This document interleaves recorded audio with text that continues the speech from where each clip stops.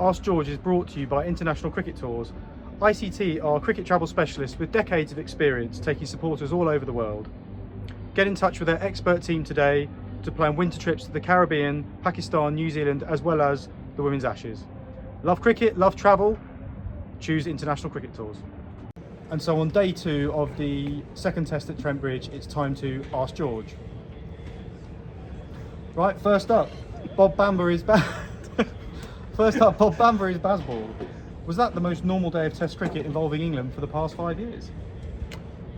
I mean, it depends where George stands on this whole Bazball thing, but I said to George when we were walking around after play had finished that was just traditional Test cricket. And I know some people hear the phrase traditional and think, oh, there's no right way to play the game. But I thought West Indies showed that there's more than one way to play this game, and that way that we saw today was what we associate with, I guess, a classical day of Test cricket.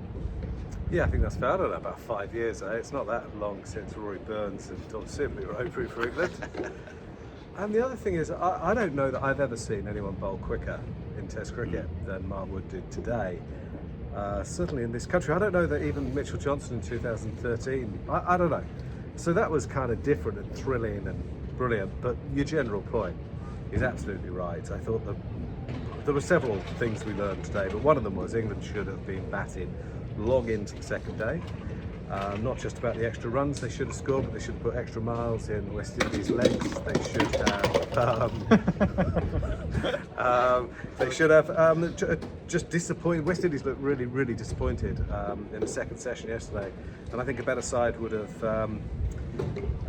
capitalised on that, really sort of crushed them in a way that, I don't know, the West Indies sides used to with England. If you look at the game here in 76 when Richards got 230, West Indies batted a long time. So I don't know, but your general point is right. England, I think, are still a bit carefree. I don't know exactly what the word is, but not ruthless enough, certainly. And it's interesting that Paul Collingwood in the press conference sort of admitted that they probably should have got a few more runs, didn't he? He did, yeah. I think he said 100, didn't he? Yeah. So, I mean, they're obsessed with batting quickly, and it's not just about speed. Not everything is about speed. Well, on that subject, has someone just turned the speed gun up to 11? I mean, George just said that was the quickest he's seen someone bowl. Do you say ever or in a long time? I can't think I've ever seen anyone bowl quicker in a Test match. 97 miles an hour? Who's bowled quicker? What was it when Shoaib Akhtar was? Yeah, but I didn't do those. But I mean, I've seen Shoaib bowl and he was blisteringly fast. And for Sean Tate, I think we saw hit 100 in a Lord's ODI in a Test match. I'm struggling. Maybe Machel Johnson in that 13 series. That was the most frightening I think I've ever seen bowling. But this was incredibly fast. And no, I don't think. I think you see, it's not a speed gun, is it? It's Hawkeye. So it's actually calibrating the LBWs and everything. So I don't think it's as simple as just, turning it up, turning it off, changing it, making it more rock and roll. No, I think this guy's special. I think he's the quickest England have ever had. Go on. No, go on. I was just going to say, I think I read something, I can't remember who, and apologies if it's somebody I should have said, but so I think I read something, might be you, George. I think I read something the other day where there was a suggestion that England should now just keep Mark Wood in Test matches in order to get the best out of him. Is that something you subscribe to? I thought he played a huge part in winning the 2019 World Cup. It's kind of incredible, but at that stage that attack dovetailed, didn't it? I'm not sure what his future is in white ball cricket. I don't know what he wants. I mean, he's only recently learnt a slower ball, and I kind of get that. I remember Sean Tate towards the end of his career. He's the West Indies bowling coach, by the way, now, or for this series anyway.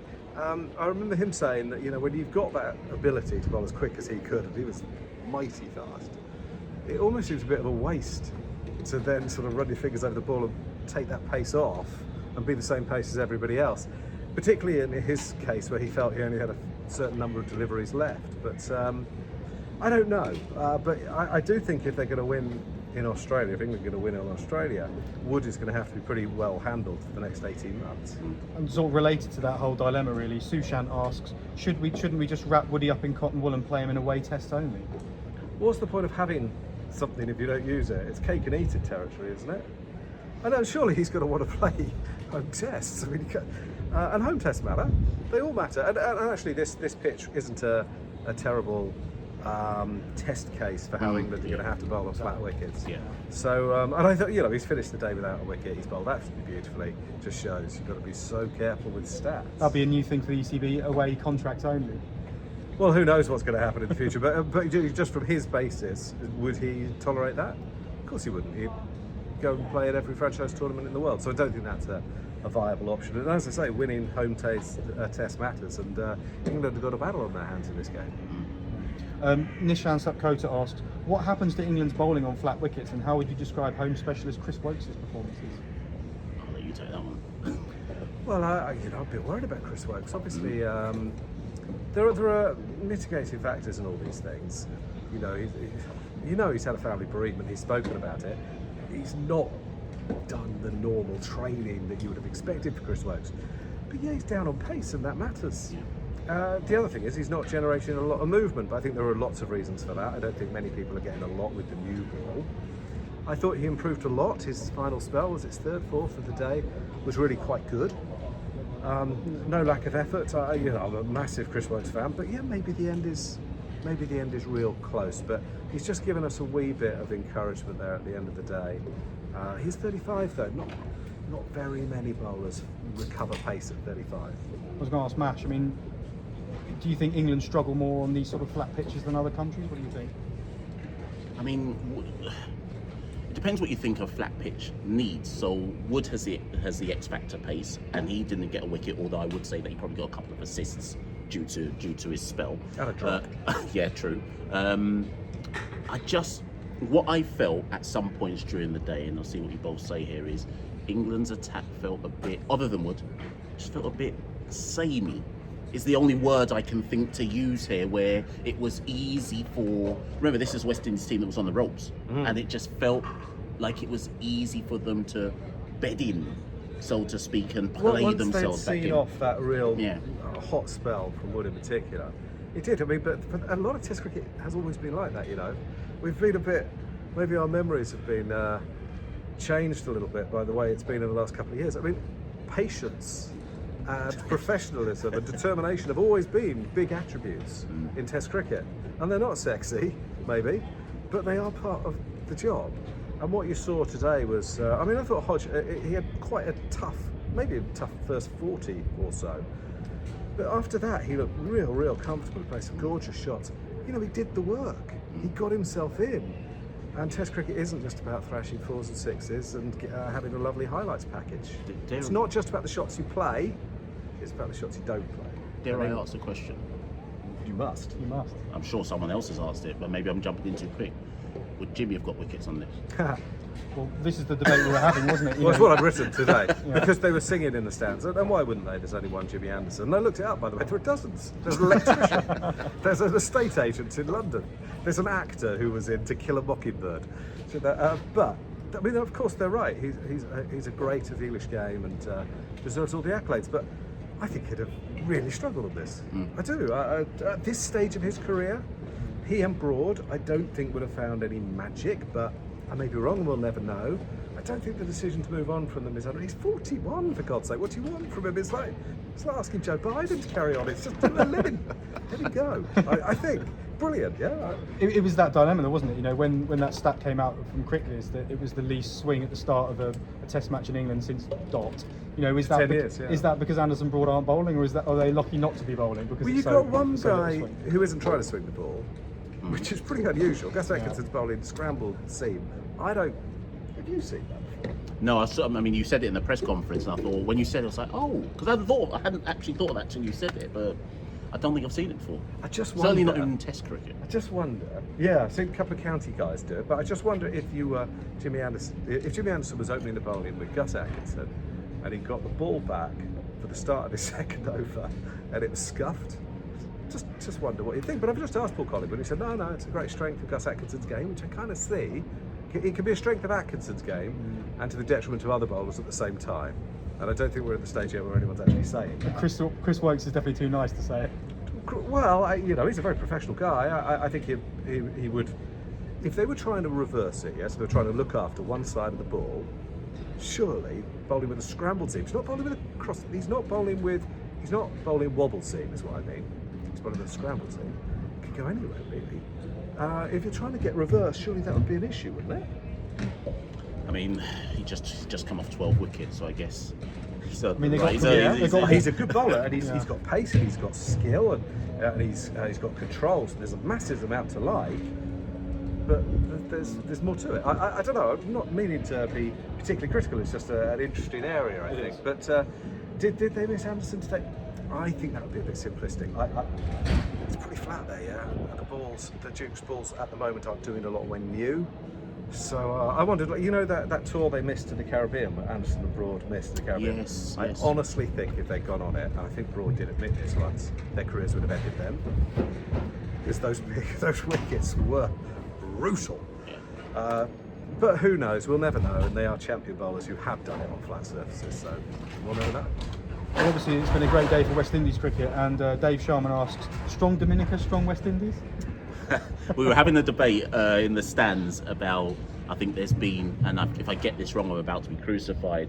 I think there's been, I want to say... Stakes are a bit high. That's in West Indies cricket. But I think there's been 3 Dominican international cricketers in the past. I think it's 3, not 2. The Shillingfords and I want to say Adam Sanford. Adam Sanford, yeah. Yeah, so that's 3.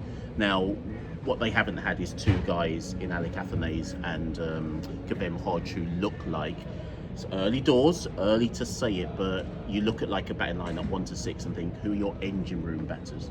Alec Athanaze before today hadn't scored a Test match 50, but had shown, you know, when you look at a player and you think, you've got the attributes. I can clearly see that you have the attributes or the makings of a Test match batter. Yeah. And Kavem Hodge, I think the phrase I used to you both earlier on in the day was, he plays within his limitations, and that there's a lot to be said for cricketers who know their strengths, know their weaknesses, and don't err too far from that. I completely agree. So just coming back to the earlier question, I don't think it was James Anderson England missed today. I think it was Alistair Cook. Oh, well, because I think England should have declared their first innings at tea today. Well, they certainly should have you know, batted today. Yeah. But that's Australia real would have done, old school. Australia would have done that. Grind the opposition down. Yeah. That stuff really matters. People watching it, what's the longest you've ever been in the field? The longest I've ever been in the field is about 60 overs. Imagine being in the field for I mean, what was it that England were in the field in Chennai in 2016 or something? 235 overs? I mean, imagine. There's something to be said for that. Can I jump in on that then? Are you saying then that you think that England expected to just roll West Indies over again then? No, I don't think. Or do you think they're just batting because that's just the way they bat, regardless of that's opposition? just the way they bat. I don't think they'll be that complacent about beating West Indies. You know, obviously it's quite a flat wicket. And I don't think they're overtly arrogant or anything. I just don't think they're playing. I think they honestly think they're doing the right thing. I think they honestly think that is in this age where you see ball, hit ball. They think that's the best way they play as players. I think they genuinely think that, don't they? Yeah, but also, as I said yesterday, no one's telling them anything other because no one wants to upset any players and make them want to think, oh, I'll just go play franchise cricket. There's definitely that aspect to it. You see where it got us. What playing franchise cricket? Yeah, but have you seen the money? I mean, the Telegraph are reporting today that Ben Stokes is going to go to the South Africa T20 for 800 grand. You're never going to find the central contracts to stave off these leagues. And I mean, I'm sure they'll let him go and wish him well, because why shouldn't he earn lots of money? But you can see that there are leagues all the time, and you know the central contracts are never going to be able to keep pace. There has to be a hybrid model. Dutch BK asks, if it was possible, and it's not, do you think Bashir should give his 2 wickets to Mark Wood? Well, look, I thought he bowled with pretty good control, and he kept his head when they came at him. But I do think that Wood may have contributed, may have rattled the batters. Rattled might be too strong a word, but you know, it was pretty special, that pace. And he may have helped contribute. There may have been, in footballing terms, a bit of an assist. But no, I mean, the thing you've got to remember, and hello DBK, by the way, is that it's a team game. And these individual things don't matter. And the England team, at the end of today, and everyone watching, everyone here, will know that Mark Wood was the pick of the bowlers.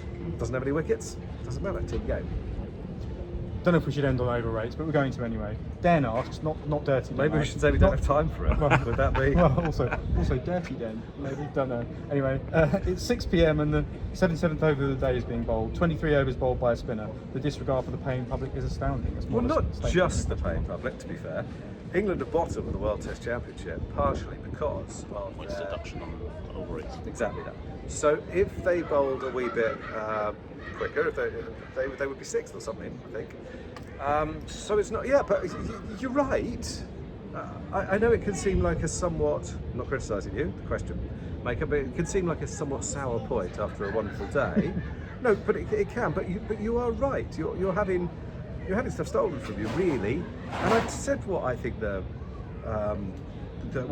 partial solution would be is that every ticket holder gets a ratio refund of the play they haven't had. And start with that, and I promise you, when it hurts their pockets, they'll find a way to do something about it. Where do we draw the line, though? So this, I hear. Sorry, what's his name again? Den, Dirty Den, of course. Should wash his hands. But it was only 6 overs, or are you saying is that too many? Well, it is too many. Do you reckon? Well, you pay for it. Yeah. I was looking at the board, going, okay, we've lost 6, but it's not. I felt like we got a good day's worth of Test cricket, though. Yeah, but we didn't pay to get in. Was it, Oh, true. This is Yeah, but this it's is a good massive point. difference, I Yeah. think. I mean, this is what every bit of your mentality changes once you're not paying to get in. And Yeah, honestly, good I mean, point, we've got valid, us. yeah. How good is our seat?